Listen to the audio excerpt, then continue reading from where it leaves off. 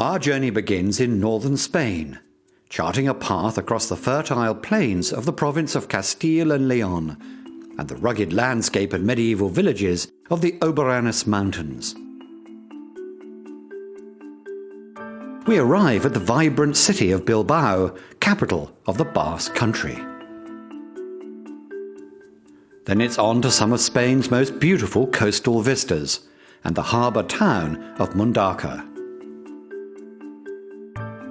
Following the Basque shoreline, our route takes us to the port of Santander, before heading into the Picos de Europa National Park, one of Europe's most impressive mountain ranges. And we complete our journey at the famed shrine and basilica of Our Lady of Covadonga.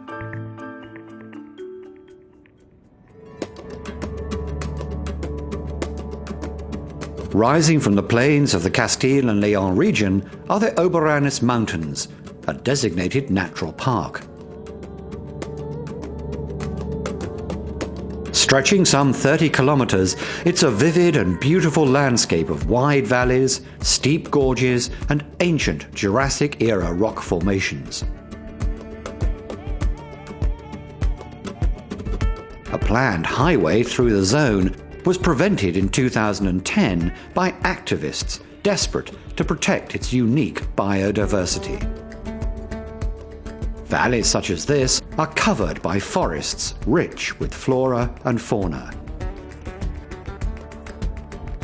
while small villages are lightly scattered across the wider landscape, forming a tiny human population no greater than 35 people per square kilometre. Deep and jagged gorges have been carved out by ancient rivers over time, but they're now utilised as the perfect route for roads. Driving along these canyons provides the chance to see some of the area's distinct wildlife, the rocks housing rare birds of prey, such as the magnificent Bonelli eagle. In more ancient times, such an unfriendly-looking landscape was the perfect location for defence against attackers. Emerging from the canyon, we arrive at the medieval town of Frias.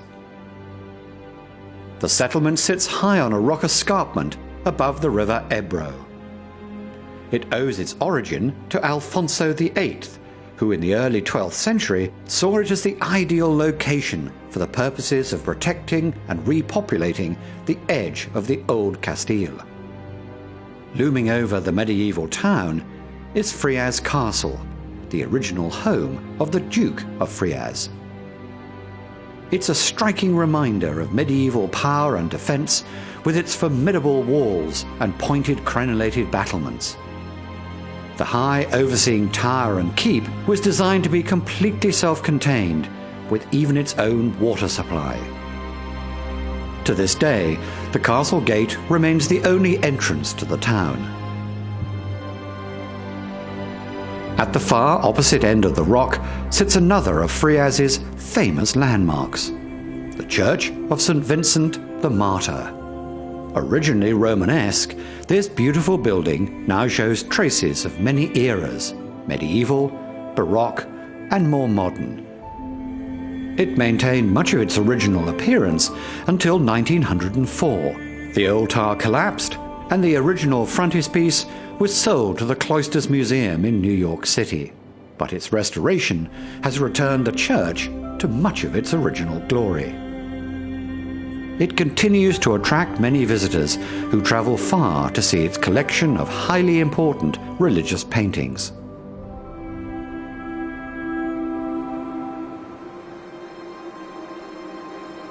Below the town on the river Ebro can be found Frias's third landmark, the renowned Roman and medieval bridge. It's considered to be one of the finest examples of its kind in the whole of Spain.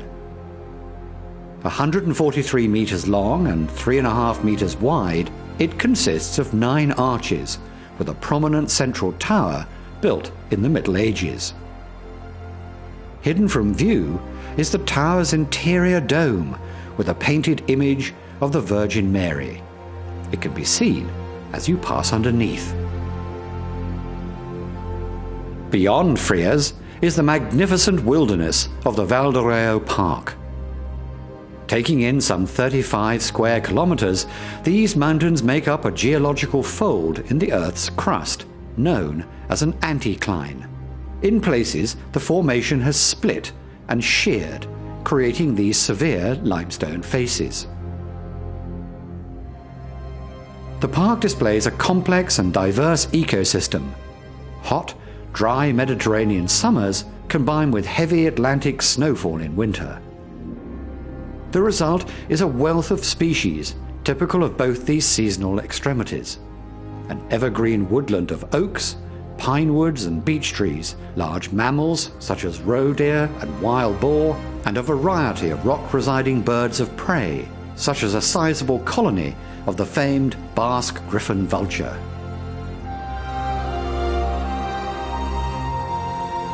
Across this wild natural landscape are dotted a selection of small, pretty villages, including the communities of Boveda and Valhuerca, settlements that date back to pre-Roman times.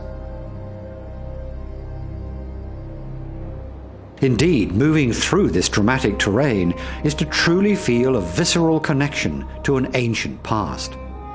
The swirling lines of the limestone tangibly capturing the shifting history of the Spanish landscape. The Val d'Oreo Park and the Val d'Agovia province beyond provide an astonishing glimpse into the creation of northern Spain. It's a landscape in many areas still very much untouched by humanity. Plunging cliff lines and dangerous ravines, forests teeming with wildlife. It's a paradise for nature lovers and a true wilderness. Yet, it's only miles from one of Spain's most famous metropolitan centres. Travelling north and dropping down towards the Bay of Biscay, we arrive at the coastal city and capital of the autonomous community of the Basque Country, Bilbao. This is the fifth largest urban centre in Spain, but it's best known internationally as the home to the world-famous Guggenheim Museum. Sitting on the waterfront of the Nervion River, its eye-popping design was created by the visionary Canadian architect Frank Gehry. This is one of the greatest architectural attractions on Earth. It houses an extensive collection of the world's finest contemporary painting, photography, and sculpture. And giving visitors a taste of what's to come, you are greeted by Jeff Koons' Puppy, a momentous statue made entirely of flowers. But it's the building itself that remains the biggest draw, and it's not difficult to see why. Instructed by the Guggenheim Foundation to create something daring and innovative, Gehry purposefully aimed for a mind-bending vision of abstract shapes and reflective metal surfaces. The museum was opened in 1997 as part of a citywide revitalization effort. The effect was almost instantaneous. Within 3 years, over 4 million people had visited, generating over $650 million of revenue. It continues to be a magnet for culture lovers the world over. But the result of this staggering increase in visitors was an urgent need to revitalize Bilbao's transport infrastructure. This is the gleaming new terminal at Bilbao Airport, as designed by Santiago Calatrava. It opened at the turn of the millennium to deal with the increased influx of tourists, reaching a peak of over 4 million passengers in 2011. Many holidaymakers make their way to the nearby Urdaibai estuary that looks over the Bay of Biscay. Here, towns like Sucurieta are noted for their medieval fishing houses and harboursides. Its neighbour, Mundaka, is said to be the most ancient town of its kind in the province, the place where a refugee Scottish princess gave birth to the first Lord of Biscay. But curiously, the town is now best known as a world-renowned surfing spot for a unique wave known eponymously as the Mundaka. We take in the full rugged beauty of the Basque coastline, typically scattered with mountainous forests and historic villages. Secretly tucked away in the base of this cliff is Elanto Bay, a perfect example of a Basque fishing village nestled within this peaceful inlet. Sheltered from storms, it's an ideal location for a harbour, its houses creeping up the steep coastline. Just off the coast, a customs boat patrols these waters that are so much part of Basque identity. In fact, for hundreds of years, this tiny nation of people dominated the world whaling trade. And the French explorer Samuel de Champlain, when writing about Basque whalers, described them as the cleverest men at this fishing. And their methods became the benchmark for others around the world. Though whaling petered out by the 19th century, today the Basque country still boasts one of the largest fishery sectors in Spain. And the pride attached to its maritime history is as fierce as ever.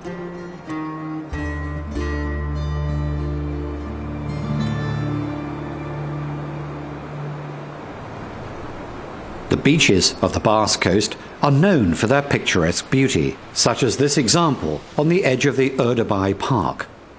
It's no surprise that in the summer months, much of Spain decamps to the Bay of Biscay for their holidays. Travelling further west beyond the tip of the Urdaibai estuary, we arrive at the larger coastal town of Bermeo, the most important fishing port of the Basque country.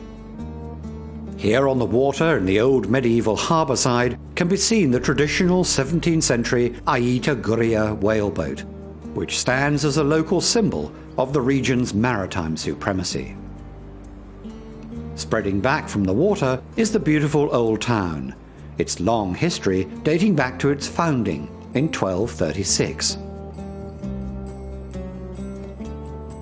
It hosts a museum to the region's fishermen, and visitors can explore further by wandering into a local restaurant to experience Basque cuisine that's considered to be like no other.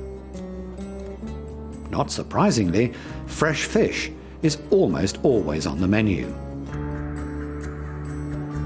Soaring west over this peninsula, we arrive at one of the secret jewels of the Basque coast, the tiny island and chapel of San Juan de Gaztalugatxe. The chapel, dedicated to John the Baptist, is reached by a precarious cliff path and bridge. If you are brave enough to complete the journey, legend has it that you must ring the church bell 3 times and make a wish.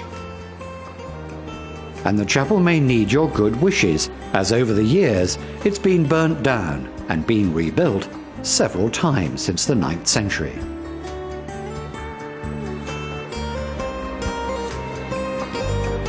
Moving further west, back in the direction of Bilbao, the coast is scattered with small fishing communities.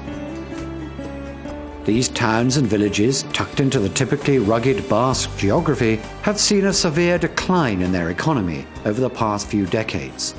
And now most of them are almost fully reliant on tourism to keep them afloat all year round. Indeed, Spaniards, as well as international tourists, flock to their beautiful inlets and harbours, historic riverside town centres and marinas, and wide, crescent-shaped sandy beaches.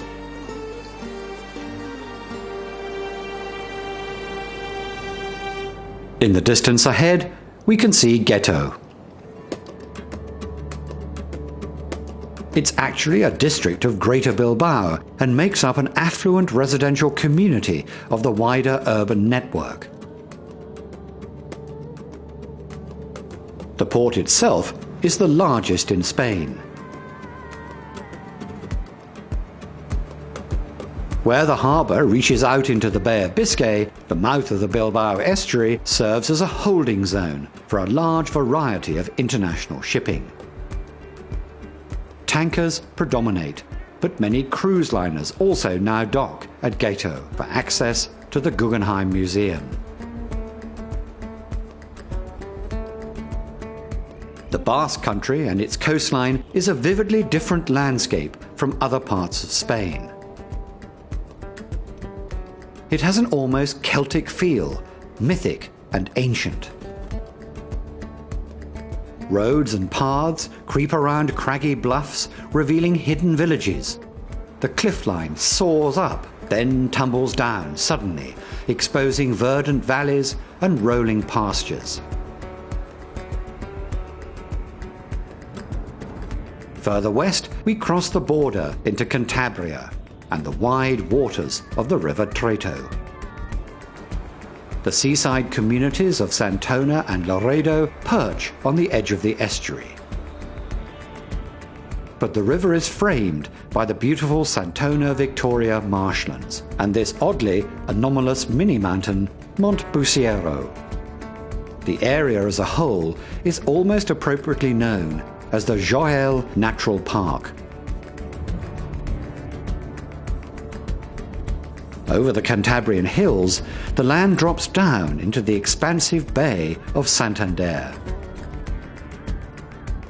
On the eastern pinnacle sits the popular surfing community of Somo, notable for its extraordinary long sandy spit that crawls out into the sea.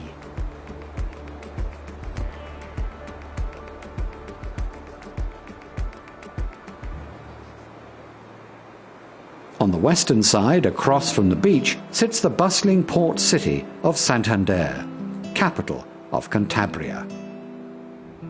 With a population of just under 200,000, it's a moderately sized but exciting metropolitan city and one steeped in culture and history. The city's position on the water is crowned by the stunning Magdalena Peninsula. At the highest point of its 28-hectare landscape park sits the Royal Palace, a magnificent summer residence for the Spanish royal family. Beyond the point, standing alone at the gateway to the Bay of Santander, is Muro Island and its lighthouse, the first of two of the city's beacons, providing safe passage for shipping finding their way to port. Further west sits the second, Cabo Mayor Lighthouse, situated precariously on the edge of a rocky cliff.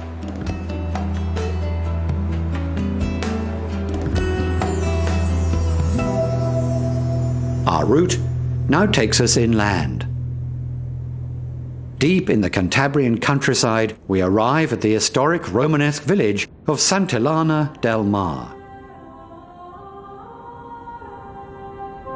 It's famous for its central collegiate church, which has its origins in a monastery dating from the year 870. It was transformed in the 12th century into the building we see today. This fine example of Romanesque architecture is dedicated to St. Juliana, who is believed to have been martyred in Turkey in the 3rd century. Her remains were brought here some 600 years later.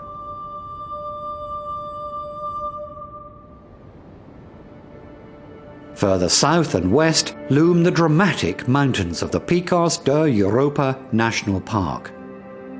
Considered to be such an ecologically precious wilderness, the Spanish government have issued a ban on all aircraft, including military, flying over the park. So we have to go round the edges to look in. The Picos de Europa translates literally as the Peaks of Europe, so named as they were thought to be the first sight of the European continent for ships arriving from the Americas. They're truly momentous, with viciously steep terrains reaching up to over 2,500 meters.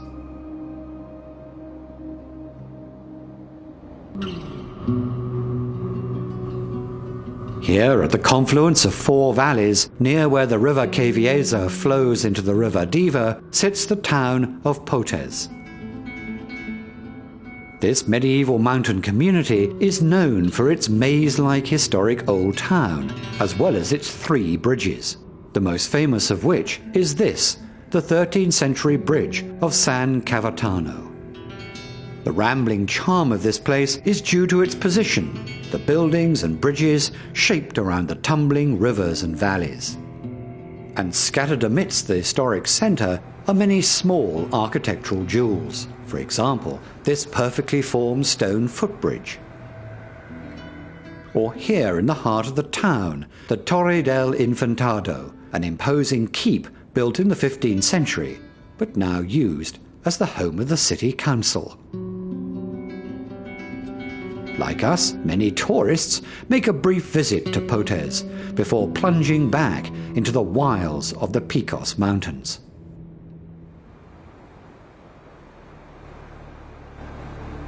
Skirting along the eastern edge of the range, this magnificent wilderness is only now and again punctuated by remote villages, such as here at Cabanes. Almost all of the rock in the Picos is limestone, and glacial action has contributed to create an impressive area of alpine karst topography, the geological term for the noticeably ravaged and dissolved quality of the exposed rock. It should be of no surprise that such stunning and mythical landscape is also home to some extraordinary animal life. Chamois and wolves still roam the hills, whilst the vaulting skies are filled with buzzards, eagles, and vultures. As to human life, the area attracts many devoted mountaineers, climbers, and trekkers keen to tackle the high peaks.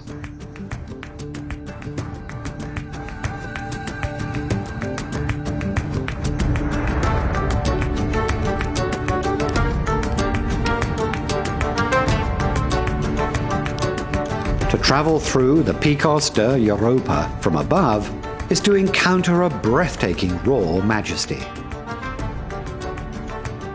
Here you can truly feel you're moving through the heavens, following the tips of the peaks that take you up into the cloud line and beyond.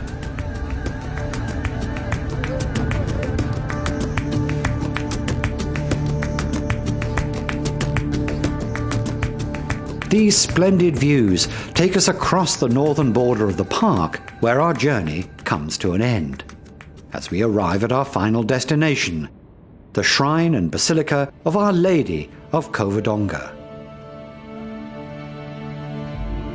What we see here today was built around the turn of the 20th century. But Covadonga has been a site of Catholic pilgrimage for over 1,000 years. Legend has it that in the year 722, the Spanish nobleman Pelayo defeated the invading Arab forces at a last stand at Covadonga.